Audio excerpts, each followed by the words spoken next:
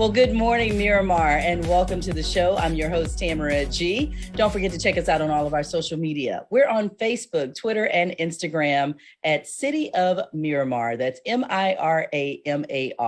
And with us today, we actually have a repeat visitor, a repeat guest, because she was so great the last time. And she talks all about caregiving and particularly dealing with senior parents. And she's going to be talking with us today about talking to your parents about senior care. It is Jennifer Fitzpatrick. She's been featured on CBS, NBC, Fox News, ABC, healthcare experience expert, and she's also the best-selling author of Cruising Through Caregiving, Reducing the Stress of Caring for Your Loved One. So welcome back to the show, Jennifer. So happy to see you.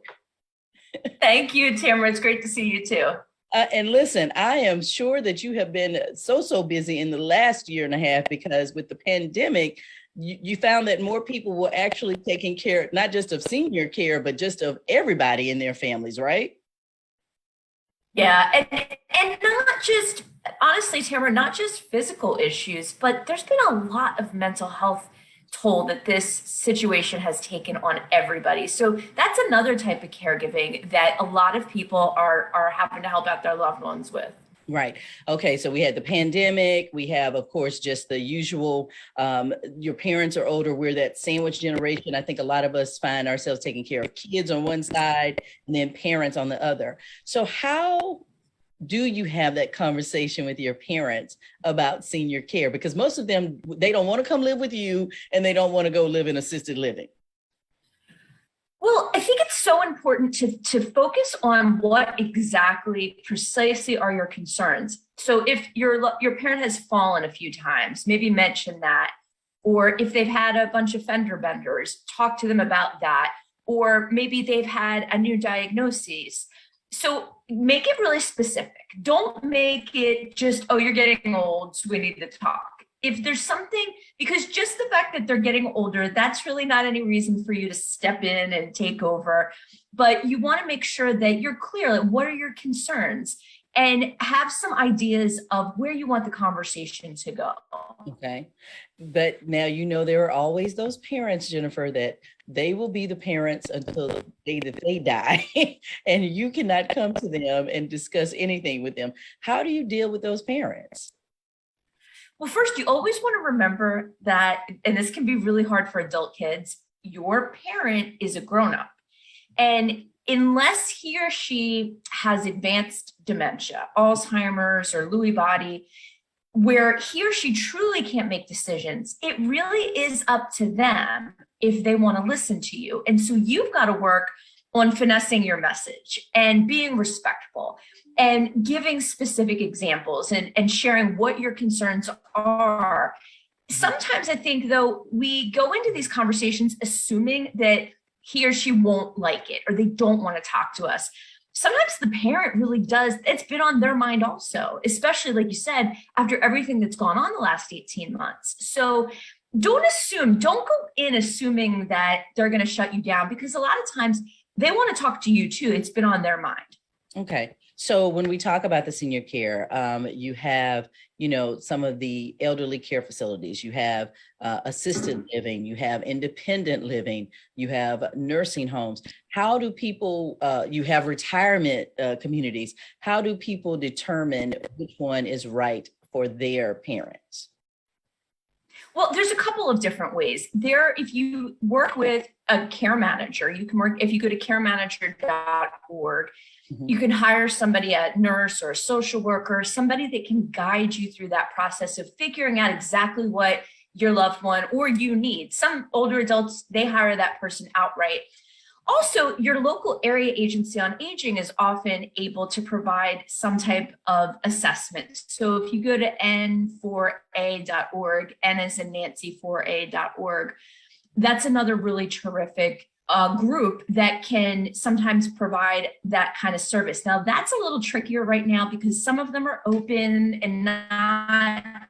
Some of them are providing in-home right now. Some of them there can be wait lists. So hiring a private person a lot of times is good.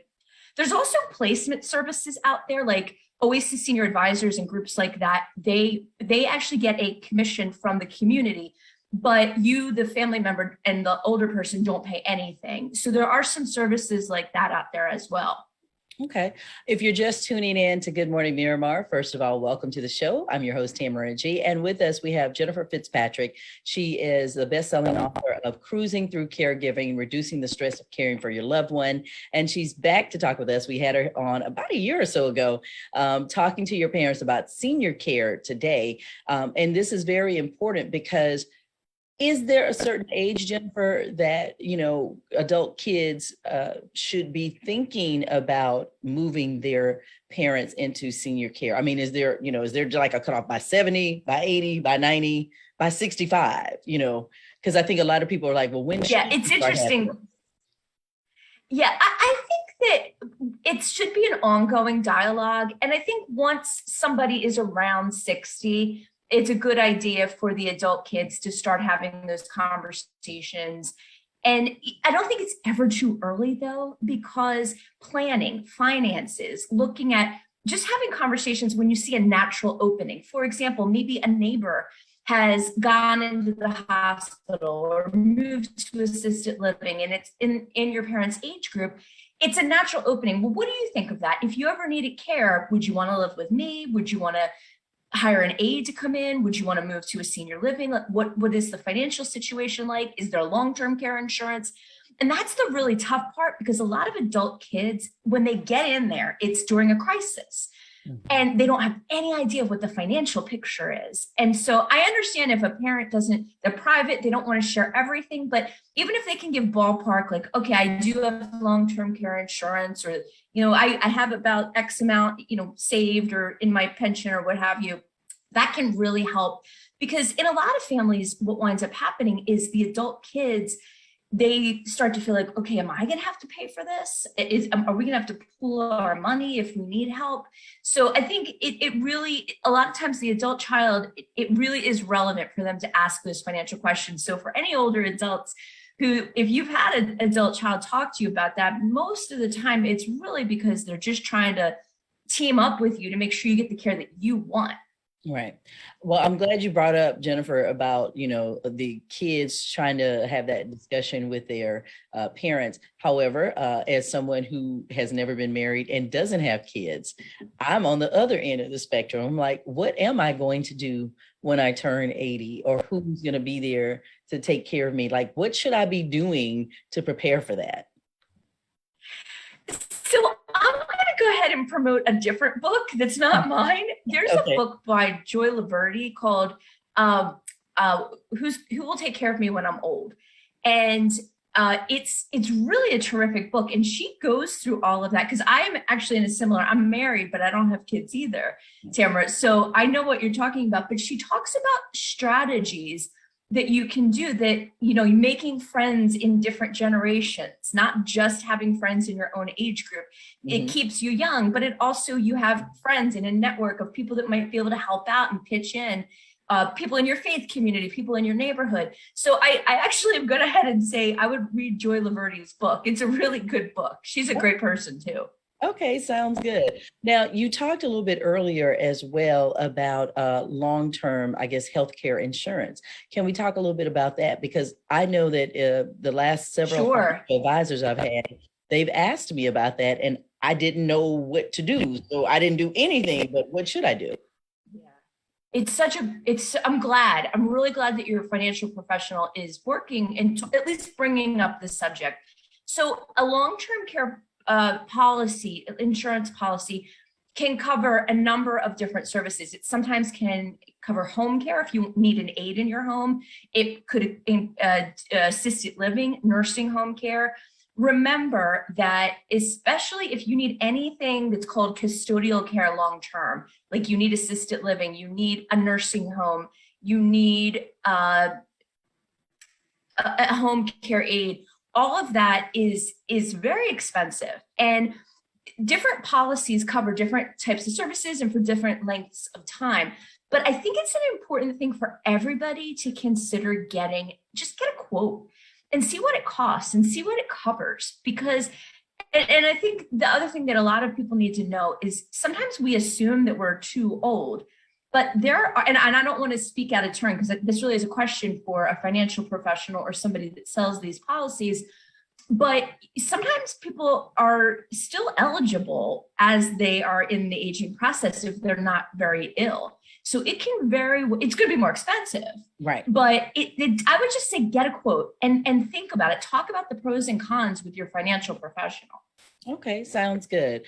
So back to talking about that care for these senior parents and how you're gonna talk to them about, well, this is what we're gonna do next, or maybe we should do this, or do you suggest come in guns a-blazing and like, look, mom, you've fallen 5 times. There's nobody here to watch you. You're gonna have to move. I'm sure that's probably not going to sit well with that parent. It's not a good strategy. So I think you start, first of all, if there's a crisis, person lands in the hospital, they have all kinds of problems wrong with them. The doctor and everybody's saying, gosh, there's no way he or she can care for themselves. You're going to probably have to take a little bit more of an authoritarian tone. Mm-hmm. But really, ultimately, that person, if they don't have advanced dementia, they can say, doc, I don't care what you say. Daughter, I don't care what you say. I'm going home. Now, they're going to suffer consequences. Mm-hmm. So you have to always approach the conversation with respect, treat your loved one with dignity. You're going to get mad sometimes because sometimes if they're not listening to reason, you're going to get frustrated. You're going to get upset. I would also say consider different people in the family approaching. The other thing is to keep in mind that in a lot of cases, the person that is emotionally and or geographically closest to the loved one sometimes is not the best person to have the conversation. There's too much intimacy or maybe not as much objectivity. Maybe it's the brother in Texas that could have that conversation and it's going to go a little bit better. Okay. So because they don't see him every day or they don't talk to him all the time. And it's funny because that does wind up being the case a lot. And that primary family member that's always there, always running mom to the doctor, always doing the grocery shopping, they get really offended. Why would she listen to this brother of mine and not me? But sometimes it's just another perspective. So be respectful. Know that ultimately it's their choice. However, something that you want to integrate into these conversations is letting them know your boundaries. So mom, okay, you can go back home from the hospital, but I can't be over there every day. Mm-hmm. I can only visit you twice a week, or I can only drop off meals once a week. I'm not going to be able to, because what a lot of times the reason that a lot of older loved ones say, I don't need any help. I don't need an aid. I don't need to go to a senior living community is because they just make the assumption that, well, if I refuse, everyone will cater to me. Exactly. And a lot of adult kids will do that, but then it's a recipe for burnout. And, again, if it's a short term, I remember when my grandmother broke both of her shoulders, this is over 20 years ago, and my 3 aunts and I, for 4 weeks, she was going to be immobilized. So my aunts and I took turns at her house. It was fine. It was for 4 weeks. We knew it was going to end. But for a lot of times, if someone has a chronic condition or it's going to be years of care, people can't sustain that indefinitely, even if it's divided up around, between 4 people. So be clear when that loved one says, nope, I'm not letting strangers into my house, then okay, I understand that, but please know that these are the limits. We're not going to be able to sleep over every night. We're not going to be able to be there every single day when you wake up in the morning to help you get out of bed. So we're going to have to figure out a plan. And Tamara, this might sound really kind of like tough love, but sometimes it can be effective to let the person fail.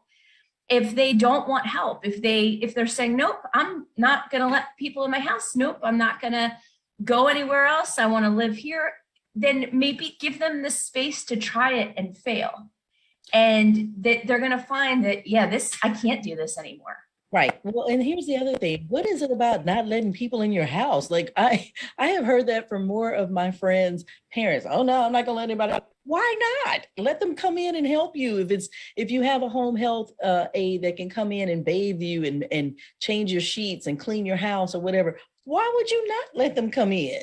I don't know. Well, It's a it's mental like health thing. having a personal assistant in a Right. lot of ways. Right. And but the media sometimes will, when there's a story about someone being scammed and that happens, that Yes. an aide could, but statistically, the person that's most likely to steal from you is a family member or a friend. It is not an aide.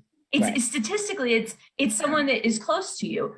So you got to do risk benefit analysis. I mean, could this person, but one of the ways that you can manage that risk is going through an agency that is licensed and bonded. What I see happen so frequently is people want to save a few bucks and they say, well, I have a neighbor who has a granddaughter and she'll just come over. And sometimes it works out great, but a lot of times it really doesn't, because there's no one overseeing the care. And there's no one, she's not getting training. Right.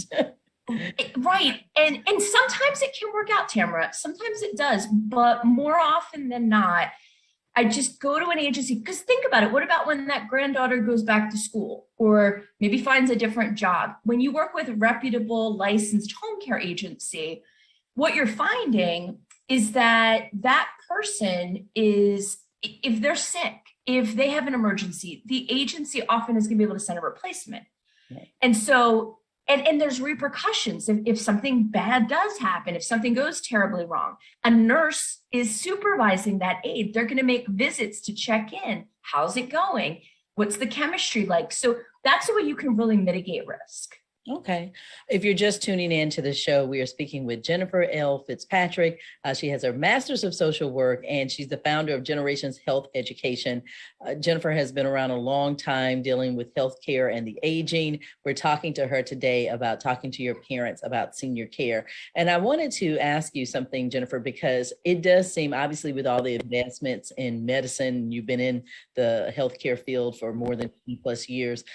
We are living longer. We are going to be around for a long time. So this is obviously a conversation that children should have with their senior parents. We need to, and it's really, it takes, I talk about it in Cruising Through Caregiving. I know a lot of people say it takes a village. Mm-hmm. I say it takes a crew, like a caregiving crew. You need a captain, maybe a spouse, maybe a daughter. Then you need first mates. It needs, and that's the thing, the adult kid needs to know, it shouldn't just be you. You need to have a team in place. But having these conversations is so crucial. Mm-hmm. And you might have to have the conversation 3 times, 5 times. Different people might need to get involved. And sometimes, and this is the sad thing I always like to tell folks in these sorts of interviews, is sometimes they're not going to listen, and there really is going to be a crisis, and they're going to have less choices. And I think that that's what really can be a motivating sentence for a lot of these conversations is, Dad, I don't want it to be, you're at the hospital, we have to find some help for you. You've had a stroke, or, you can't even participate in discussing what you want. It's a way to empower you. And I think that that's what's so scary for a lot of people is they don't want to be robbed of their power. They want to make sure that they're in charge of their life. And a lot of people just assume if you're home and there's nobody in your home, then you've got more control. But really the opposite is true, is if you make the choices to keep yourself independent. I see all the time people go to senior living communities and they perk up, they thrive, they're eating better, they're exercising, they're socializing. And so it doesn't have to be this awful thing. And I'm not going to say it's right for everybody. There's no right way to age, and there's no right way to be a family caregiver. There's lots of good ways to do both. I love that. So now tell us, Jennifer, how can some of these facilities, because as you mentioned, there have been stories all in the news and things that have happened. How can they change the stigma that often surrounds them? Because, the first thing a lot of elderly people think is if you mention nursing home, then you're basically sending me off to die. Or you're going to forget about me, or you're not going to come, with me, or I'm not going to get the care that I need. So or even assisted living or independent living, how can they get rid of that stigma? I think a lot of that just has to do with it's generational. So people in our age group, we're more open a little bit because I think we've seen there's so many options. Mm-hmm. A lot of the traditionalists, and I think baby boomers, Gen Xers, we're a little more open-minded because we see that we've visited people, oh, wow, this is really cool. This is like a college campus. Right. But I think a lot of the oldest folks maybe never have been to any place but a nursing home. And they think, oh, well, I saw my grandmother die in one of those places and it was awful. And so maybe if they go look and just have a little bit of an open mind and say, you're not committing to anything. Go have lunch. Mm-hmm. Go to an event that the community is having. They have all kinds of events with speakers and dancing, and just go make an appointment and talk to the other residents. And you're probably going to see people that you think, oh, they look like me. They have similar interest to me. They're not just sitting in the corner doing nothing. Right. Now, that said, you might visit somewhere where that's happening and you want to cross that place off your list.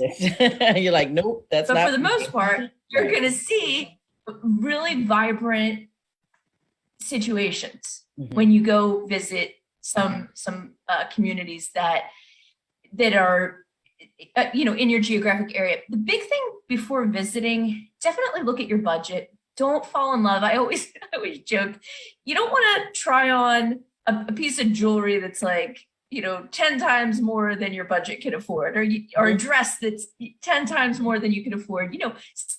Try on stuff that's in your price range. So don't go visit, the $1 zillion community if you only have a $10,000 a month budget. Sounds good. Well, listen, where can people find your book? Because I know it's a bestseller. So where can they find it? cruisingthroughcaregiving.com, and you can get first chapter and all the worksheets. There's a worksheet on determining if you're in martyr syndrome, how to assemble a caregiving crew. There's, I think, 7 worksheets. They're all free. You can download them on the Cruising Through Caregiving website, but also anywhere books are sold, Barnes & Noble, Amazon, all those good spots. All right. Sounds good. So it sounds like people should have this conversation with their parents, talking to your parents about senior care. And as you mentioned, having it sooner than later so that you can have choices right now versus where you may end up because of whatever the circumstances may happen. Definitely. And if you are out there and you're over 60 and you've got adult kids or nieces, nephews, whoever the younger generation is in your family, maybe you talk to them, tell them that you're open to having the conversation, and they might be nervous to talk to you. Okay, sounds good. Well, thank you so very much, Jennifer Fitzpatrick. We've been talking to your parents about senior care. Of course, she's been featured all over television, CBS, NBC, Fox News, ABC Healthcare Experience Expert. She's also the best-selling author of Cruising Through Caregiving, Reducing the Stress of Caring for Your Loved One. You can find it online, anywhere books are sold if you would like more information. Thank you so much, Jennifer, and for the helpful tips, because like I said, I think everybody is kind of going through this now, particularly through this pandemic and with the sandwich generation of having to take care of kids on the left side and then having to take care of an older parent on the right side. So thank you very much for being with us today. And we certainly Thanks so much, Tamara. Okay, looking forward to seeing you again. Me too. Thank you. I really appreciate it. Thank you. And thank you for watching Good Morning Miramar. Until the next time, I'm your host, Tamara G. See ya.